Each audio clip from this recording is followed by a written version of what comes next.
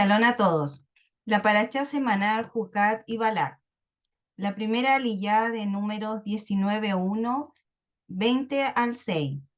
En esta primera aliyá de esta semana salta al final de los 40 años de los judíos en el desierto, en el año 38 para ser exacto. Comenzaremos aprendiendo de una mitzvah especial que es Tamet, que esto es impuro. La impureza contraída a través del contacto con un cadáver humano. En este estudio de la primera aliyá se detalla el proceso de purificación de un individuo o objeto contraído de esta forma de impureza. Este es el mandamiento de Parat Adumá, la vaca roja, como lo vemos en el estudio de inicio de Shabbat. Para esto se sacrifica una vaca roja y se quema junto con algunos ingredientes adicionales. Después se agrega agua de un arroyo de la ceniza. En el tercer y séptimo día, después de contraer la impureza, esta mezcla se rocía sobre el individuo u objeto. Después de la inmersión en una mikveh, una piscina ritual, la persona u objeto se libera de esta impureza. El individuo impuro no se puede entrar al tabernáculo o templo hasta que se complete el proceso de purificación. Y al finalizar esta aliyá, Miriam muere en el año 40 de la peregrinación de los israelitas en el desierto. Con la muerte de Miriam, las aguas que emanaban del milagro, el pozo de Miriam, se secaron y la gente se queja amargamente de la falta de agua. Y si nos damos cuenta, esta parashá está muy asociada al Mashiach. En el 19:2, en este estatuto de la Torá que Hashem ha ordenado diciendo: Dios a los hijos de Israel que te traigan una novilla roja sin defecto, que no tenga mancha, sobre la cual nunca se haya puesto yugo. Este versículo dice que el mandamiento de la vaca roja es el juk o juká, más importante de la Torá. Como hemos dicho antes, los mandamientos de carácter juk son los que no tienen una explicación lógica o clara en la Torá. Los mandamientos que tienen el nombre de juk o juká están conectados de una manera especial con el Mashiach. Como aquí tenemos la juká por excelencia, hay una conexión muy íntima en todo este rito con el Mashiach. Esta novilla tiene que nacer con un color diferente a las otras vacas. No puede tener dos pelos que no sean rojos. Cuando hay necesidad de un animal de este tipo, Hashem hace que nazca. La novilla tenía que tener al menos 3 años de edad y no podía haber estado en yugo. Los 3 años hace la alusión a los 30 años de la edad del Mashiach. Tiene que tener cuando fue hecho un sacrificio para limpiar al pueblo. En el tiempo del segundo templo, la novilla fue comprada por los fondos recogidos en la recolecta anual del medio shekel de cada judío. Con la ceniza de esta vaca se prepararon las aguas de purificación que fueron guardadas en las casas de los sacerdotes por todo el territorio de Israel, para los que habían estado en contacto con algún muerto, pudieran purificarse durante 7 días. Conforme al mandamiento, hacía falta una muy poca ceniza para mucha agua, así que la ceniza del sacrificio de una vaca duraban muchos años. Según la Mishnah y el Midrash, en total se han sacrificado 9 vacas rojas en la historia de Israel. Las cenizas de la primera vaca duraban hasta el tiempo de Ezra. Durante su tiempo se preparaba una segunda vaca, y durante el tiempo de Shimon Hatzadik fueron quemadas 2 más, y otras 2 fueron preparadas en el tiempo del sumo sacerdote Johanán. Después de él, hasta la destrucción del segundo templo, fueron quemadas 3 vacas. En total fueron 9. Es posible que la 10ª sea en relación con la venida del Mashiach. En el 19:3 dice: y la daréis al sacerdote Elazar, y la sacará fuera del campamento, y será degollada en su presencia. En el tiempo del segundo templo había un altar fuera de las murallas de Jerusalén, en el monte de los olivos, enfrente de la entrada del templo, llamada la Dorada. Desde ese altar había un puente que pasaba sobre el valle de Cedrón, donde estaban las tumbas de los israelitas que esperaban la venida del Machía y la resurrección de los muertos. Ese puente se comunicaba directamente con la entrada oriental del templo y fue usado especialmente por los sacerdotes y los levitas cuando iban a entrar en el templo para ministrar. Si hubieran pisado sobre las tumbas en ese lugar, se hubieran contaminado y tendrían que esperar 7 días más para poder ministrar. El puente evitaba el contacto con la muerte, y así los sacerdotes y los levitas podían pasar directamente desde el altar que se había quemado la vaca roja hasta el templo. Ese altar estaba en una línea directa desde el arca en el lugar santísimo, pasando por el altar de oro en el lugar santo. En el altar de bronce y en el atrio y la puerta dorada de la muralla no se podía comer ese altar. Es decir, los sacrificios o los restos, los sacrificios que fueron quemados allí, no podían ser ingeridos como está escrito en Hebreos 13, del 10 al 13. Nosotros tenemos un altar del cual no tienen derecho a comer los que sirven al tabernáculo, porque los cuerpos de aquellos animales cuya sangre es llevada al santuario por el sumo sacerdote como ofrenda por el pecado, son quemados fuera del campamento, por lo cual Yeshua, para santificar al pueblo mediante su propia sangre, padeció fuera de la puerta. Así pues, salgamos a él fuera del campamento, llevando su aprobio. Se, se habla aquí de nosotros en referencia a los judíos. Nosotros, los judíos, tenemos un altar del cual no tienen derecho a comer los que sirven en el templo. Aquí hay una clara referencia al altar que todavía estaba en el monte de los olivos cuando la carta fue escrita a los hebreos, en esa misma línea que llegó desde el lugar santísimo, pasando por los 3 altares y subiendo hasta el monte de los olivos. Nuestro Machía Yeshua fue ofrecido como un sacrificio expiatorio por los pecados de Israel y de las naciones. En, en algún lugar del monte de los olivos tenía que haber muerto para cumplir la imagen que proyectaba la sombra en el culto del templo. En el 19:4, entonces el sacerdote Elazar tomará con su dedo de la sangre y rociará un poco de sangre hasta la frente de la tienda de reunión 7 veces. El sacerdote encargado de sacrificar la vaca roja recoge algo de la sangre en su mano izquierda y sumerge su índice derecho dentro de ella y salpica en la dirección de la entrada al templo, que se puede ver desde la montaña. Esto nos muestra que el lugar donde fue quemada la vaca roja tenía que estar situado enfrente de la entrada del templo, en la línea recta. Está escrito que los animales siempre tenían que ser sacrificados delante de Hashem, es decir, al oriente del lugar santo.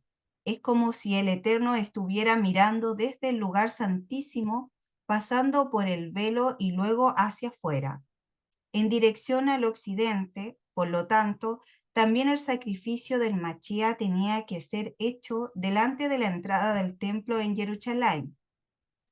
En el monte, todos los sacrificios tienen que ser presentados delante del Eterno, para que sean agradables, como está escrito en Levítico 1:3. Si su ofrenda es de ascensión del ganado, ofrecerá un macho sin defecto. Lo ofrecerá a la entrada de la tienda de reunión para que sea aceptado delante de Hashem. En el 19:5, luego la novilla será quemada en su presencia, todo se quemará, su cuero, su carne, su sangre y su estiércol. Toda la vaca es quemada, lo cual habla de la entrega total del Machía Yeshua. En el 19:6, y el sacerdote tomará madera de cedro, e hisopo y lana carmesí, y los echará en medio del fuego en que arde la novilla. Los tres objetos, madera de cedro, e hisopo y lana carmesí, tenían que ser añadidos para producir las cenizas que luego fueron mezcladas con el agua para que se sirvieran de purificación. De esto se puede suponer que el madero horizontal sobre el cual el maestro fue colgado era de cedro. El hisopo se usaba para la purificación, para rociar la sangre y el agua, y se usó en la salida de Egipto para untar sobre las puertas, y se usó en la purificación de los leprosos, y aquí se usa otra vez para purificar la contaminación de la muerte. El hisopo fue utilizado en relación con la muerte del Machía, conectándolo así con la liberación de Egipto. La purificación de Tesarat, que es lepra, que simboliza el pecado, la purificación de la impureza ritual producida por el contacto con la muerte y la introducción de los hijos de Israel en el pacto. La lana carmesí nos habla de la sangre y alude a la muerte del Machía. En el 19:9 dice, y entonces un hombre que esté limpio juntará la ceniza de la novilla y la depositará fuera del campamento en un lugar limpio, y la congregación de los hijos de Israel las guardará para el agua, para la impureza, y es la ofrenda por el pecado. Las cenizas de la vaca roja fueron divididas en tres partes. Una fue puesta en el monte de los olivos. La otra parte fue colocada en el Gel, el área que rodeaba el atrio del templo. Y la otra parte fue dividida entre los 24 grupos de los sacerdotes que servían en el templo. Según la Mishnah, la parte de la ceniza que estaba en el monte de los olivos fue utilizada para consagrar a los sumos sacerdotes para poder preparar otras vacas rojas. Las cenizas que fueron guardadas en el Gel servían para las generaciones futuras. Según ordena este versículo, las cenizas que estaban entre los sacerdotes y en la tierra de Israel servían para que pudieran purificarse los hijos de Israel que estaban en las demás ciudades. Las 6 tinajas que fueron usadas por el maestro para transformar agua en vino eran las que normalmente se usaban para la purificación de los judíos que se habían entrado en contacto con algún cadáver. Las cenizas de la vaca roja fueron mezcladas con mucha agua. Cada tinaja contenía 2 o 3 cántaros. Un cántaro equivale a unos 40 litros de agua. Así, con las 6 tinajas llenas de agua, hubo una transformación de unos 600 litros de agua en vino. Y se ve la boda que se hizo en la casa de algún sacerdote. En el 19:16 dice, de igual manera, todo que en el campo abierto toque a uno que ha sido muerto a espada, o que ha muerto de causas naturales, o que toque hueso humano o tumba, quedará impuro durante 7 días. No solo el contacto físico con un cadáver produce una impureza ritual de primer grado, sino también para tocar hueso humano, aunque sea viejo, o pisar sobre una tumba. Esta es la razón por la que se blanqueaban los sepulcros, para que nadie los pisara y quedara impuro innecesariamente.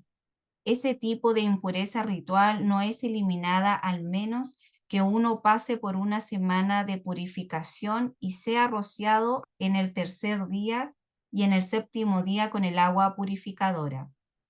En el séptimo día hay que sumergirse en una mikvé, y así uno se vuelve puro al caer la tarde. En el 19:17 dice, entonces para el impuro tomarán de la ceniza de lo que se quemó para purificación del pecado, y echarán sobre ella agua viva en una vasija. Para que el agua pueda ser viva, tiene que venir naturalmente de una fuente natural, como la lluvia o como una fuente subterránea. Si toca algún material que pueda volverse impuro, como metal, madera o barro, ya no es agua viva. Esto nos explica la razón por la que guardaban esta agua purificadora en tinajas de piedra y no de barro. Hay varias similitudes entre la vaca roja y el becerro de oro. Al igual que el polvo del becerro de oro que habían pasado por fuego, fue mezclado con agua que fue dada a los hijos de Israel. Aquí las cenizas de la vaca roja son mezcladas con agua y luego aplicadas sobre los hijos de Israel, como el becerro de oro fue hecho con oro. Habían apartado los hijos de Israel, así la vaca es comprada del medio shekel, entregado al templo por los israelitas una vez al año.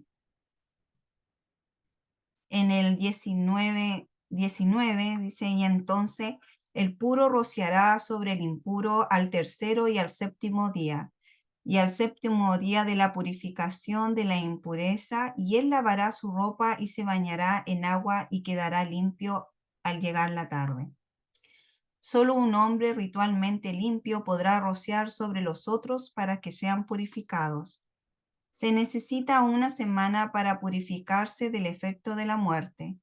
En el octavo día uno ya está limpio. De la misma manera, el mundo pasará por 7000 años de proceso de purificación y después habrá justicia sin muerte. El tercer día corresponde al tercer milenio desde Adán.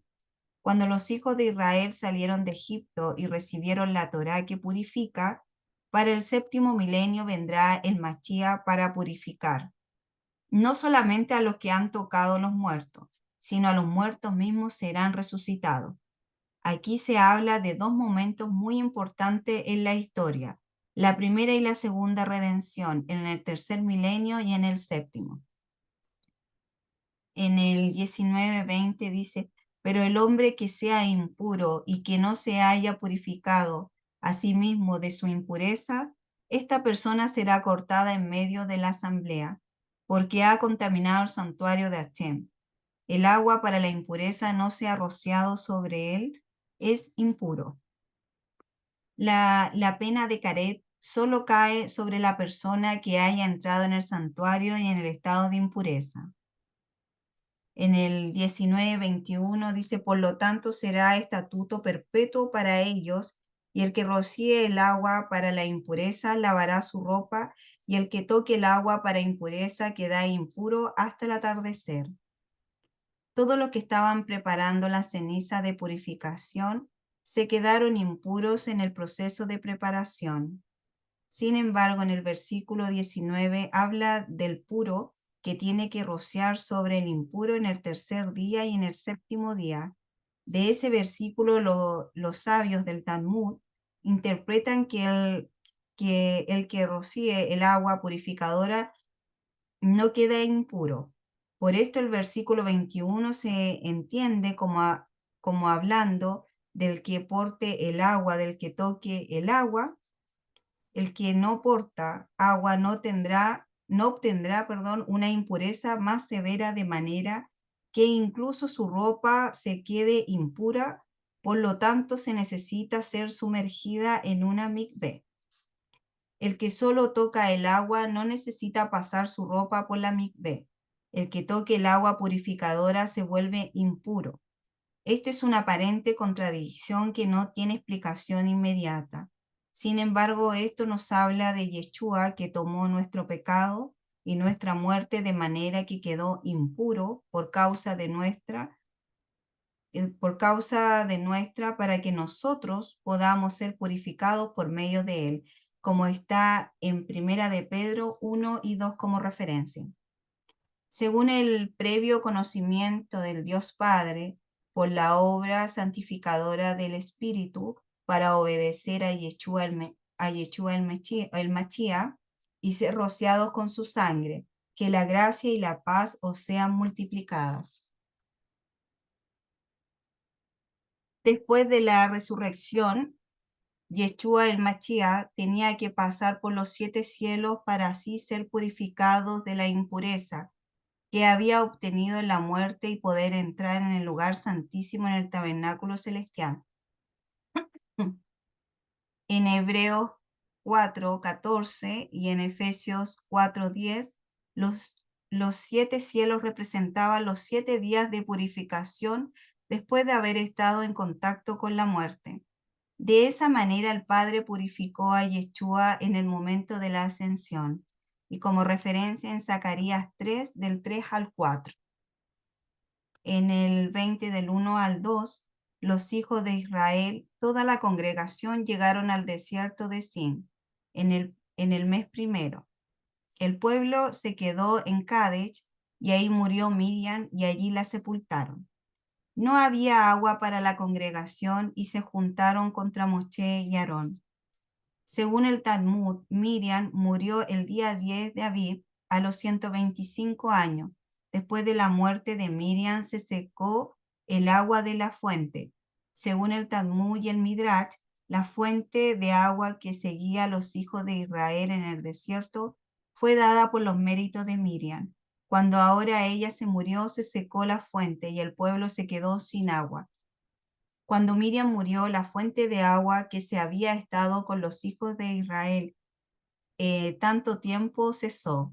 Sin embargo, no está escrito en el pueblo tenía sed, como es la ocasión anterior cuando no tenían agua. En Isaías 48:21 está escrito, no padecieron de sed cuando él los condujo por el desierto, hizo que brotara agua de la roca para ellos y partió la peña y las aguas corrieron. Así que no padecieron sed. Pero al darse cuenta de que no había agua antes de que empezaran a tener sed, se juntaron contra Moshe y Aarón. El texto hebreo vuelve a decir que se juntaron sobre Moshe y Aarón. En sus corazones se subieron por encima de sus autoridades, cuestionando su legitimidad y comportamiento. Y en el lugar de ver que Hashem los había sacado de Egipto, contendieron contra los líderes que había sido el instrumento para actuar en este mundo. Estos rebeldes no podían ver la realidad del mundo espiritual, solo se fijaban en lo que estaba delante de sus ojos. No habían comprendido que sin el Eterno en Moshe no podían hacer nada de lo que hizo. Ninguno de los grandes milagros venían de Moshe, venían de Hashem. No querían entender que Hashem era bueno, porque solo miraba hacia abajo, fijándose en las piedras, en los escorpiones, las serpientes y el polvo y la falta de vegetación.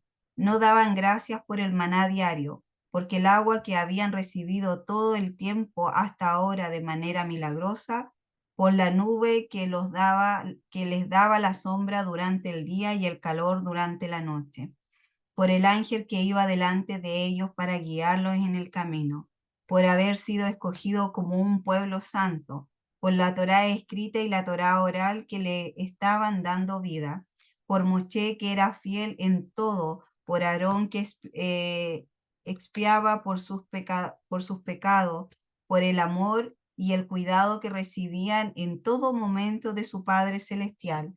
No vieron nada de eso, solo lo negativo, y ahora no tenían agua. No podían creer que el Dios pudiera hacer otro milagro para suplir sus necesidades. Se encerraron en su negativismo y culparon al visible por no haber cumplido sus promesas. Como lo vimos en las parachas anteriores, las miradas no estaban más allá de lo que veían sus ojos. Hashem los había llevado a esa situación. Él tenía un plan al dejar que el agua de la fuente cesara. Quería enseñar al pueblo lo que es caminar por fe y fijarse en las cosas que no se ven y en lugar de las cosas que se ven. Quería enseñarle a pedir milagros cuando hacen falta, pero el pueblo no quiso aprender, sino se rebeló contra Dios, y como consecuencia ese pueblo murió en el desierto y nunca llegó a la meta. Bueno, entendemos y aprendemos en resumen que el Santo de Israel es un ser vivo. Lo fundamental de la fe verdadera y la fe judía es que estamos sirviendo a un Elohim, un Dios vivo. Los dioses paganos son todos muertos. pero nosotros servimos a un ser vivo, que ve, que siente, que oye, que piensa, que habla y actúa y sostiene todo lo que existe. Ese ser vivo es la fuente de la vida. La muerte es el resultado de la separación de él. La muerte es lo contrario de la vida y la vida está en el eterno que vive para siempre y da vida a todo lo que vive. La muerte y la vida no pueden coexistir. Por lo tanto, si un hombre vivo toca un cadáver de un hombre que se contamina de manera ritual física, por ese contacto con la muerte y en el estado que no podrá venir físicamente ante el Eterno, en el sentido de entrar en el tabernáculo terrenal. Por lo tanto, el Eterno instituyó un medio de purificación de ese contacto con la muerte para que el hombre pueda entrar en el tabernáculo terrenal después de haber sido contaminado. Esa purificación duraba 7 días y era la única manera de obtener el derecho a entrar en la presencia física del santo. Como el cuerpo del hombre fue sacado del polvo, el Eterno constituyó el polvo, la ceniza de una vaca roja como medio para purificarlo. Como lo vimos al principio del estudio, a lo largo de la historia se han preparado 9 vacas rojas para el agua de la purificación y esta sería la 10ª. El Eterno ha hecho nacer una vaca roja en los momentos cuando han sido necesarios para esta ceremonia. La vaca roja que hoy existe en Israel es una señal de que el tiempo está cerca para la construcción del tercer templo. En esta parashá se encuentran los mandamientos 397, 399 y de los 613. En el 397, el precepto de la vaca bermeja para Adumá y como referencia el número 19.2. En el 398, precepto de la impureza causada por un cadáver, como referencia el número 19.14, y en el 399, el precepto de agua mezclada con ceniza de la vaca bermeja, que impurifica a un hombre puro y purifica a un hombre impuro, también como referencia el número 19.19. Shalom a todos.